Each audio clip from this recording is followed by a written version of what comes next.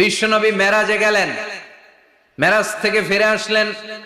বিশ্বনবী বর্ণনা করলেন, আমি বাইতুল মাকদাস দেখেছি মাঝরাতে, লক্ষাধিক নবীকে নিয়ে নামাজের ইমামতি করেছি, 7 আকাশ দেখেছি, আল্লাহর আরশ দেখেছি, আল্লাহর সাথে কথা বলেছি, আবার ফজরের আগেই মক্কায় ফিরে এসেছি।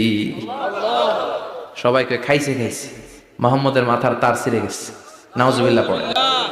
আবু জাহেল, উতবা, সাইবা সবাই মিলে একটা সুযোগ পেল, বললো এতদিন আমরা আবু বকররে বুঝাইতে পারি না, আজকে মুহাম্মদ যে গাঞ্জাখুরি কথা বলে এটা বললে আবু বকররে আমাদের দলে নিয়ে আসা যাবে। সবাই সাইয়েদনা আবু বকরের কাছে যায়, যে বলে আবু বকর জানো নাকি তোমার নবী নতুন কথা আমদানি করেছে?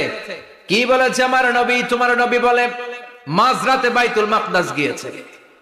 বাইতুল মাকদাসে তখন দ্রুতগামী ঘোড়া দিয়ে ছুটলেও যেতে লাগে 15 দিন। অ্যাবাউট টার্ন কাম ব্যাক, ফিরে আসতে আরো 15 দিন। মোট